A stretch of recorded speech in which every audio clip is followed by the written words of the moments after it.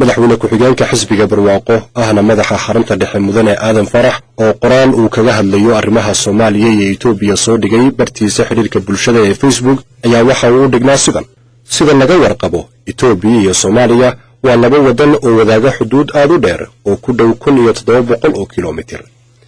intaas waxaa dheer in badan oo kamid ah shacabka ku dhaqan labada wadan inay yihiin dad wadaaga isir, dhaqan iyo diin. sidaas daraadeed Itoobiya maadaama ay ab iyo oodba ugu xigto Soomaaliya waxay aaminsan tahay in xasiloonida iyo horumarka Soomaaliya ay lagama maarmaan u tahay deganaanshaha iyo horumarka Itoobiya. kadib burburkii dawladii dhexe ee Soomaaliya, Itoobiya oo gudanaysa mas'uuliyadda akhlaaqeed iyo midda walaaltinimada ayaa dadaal dheer ku bixisay sidii loo heli lahaa dawlad Soomaaliyeed oo cagaheeda ku taagan taasi oo soo celisa amniga iyo xasiloonida dalka Soomaaliya. Itoobiya waxay martigelisay qaxootiyo aad u tiro badan oo ka soo cararay dagaaladii sokeeye ee ka qarxay Soomaaliya bilowgii sanadkii 1991 iyadoo ilaa haatan ay qaybo badani weli wadanka ku sugan yihiin. dawladda Itoobiya waxay qabatay kulamo badan oo ay isugu keentay kuna heshiisiinaysay hogaamiye ku-xigeenkii garwadeenka ka ahaa kooxihii ku dagaalamayay gudaha Soomaaliya.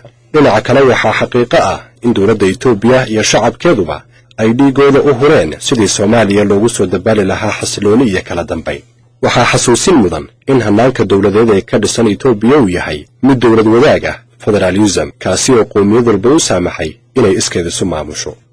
qowmiyadda Soomaalida oo ah qowmiyadda saddexaad ee ugu tirada badan 76 qowmiyadood ee ku dhaqan Itoobiya ayaa xuquuqdeeda siyaasadeed, midda dhaqaale iyo tan bulshada si siman oo cadaalad ku dheehan tahay loo sugay. wacyiga shacabka Soomaaliyeed ee deegaanka Soomaaliduna uu ka kobcay in maalinba uu u gacan haadiyo cid aan danaheeda ka talinayn oo awr ku kacsanaysa. waxaa maalmahan fajac iyo yaab nagu noqday hadallada ka soo yeedhay madaxweynaha Soomaaliya.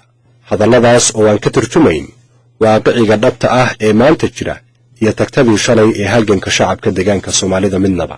hadalladaasi waxay gafiya meel ka dhac ku yihiin shacabka deegaanka Soomaalida oo isagu garanaya meesha dantiisu ku jirto. waxay hadalladaasi foolxumo ku yihiin shacabka dalka Soomaaliya ee aan walaalaha nahay, waana mid dhaawacaysa wada noolaanshaha iyo daris wanaagga shucuubta Geeska Afrika oo ay Soomaalidu qayb muhiim ah ka tahay.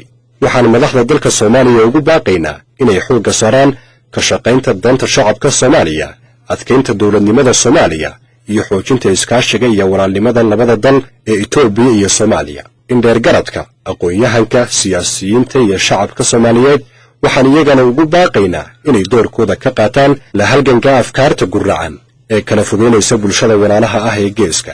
dawladda Itoobiya waxay mar walba aaminsan tahay in la ixtiraamo daris wanaagga, wax wada qaybsiga, lana xoojiyo isdhexgalka Geeska Afrika iyo xaqiijinta nabad waarta oo ka dhalata Geeska Afrika.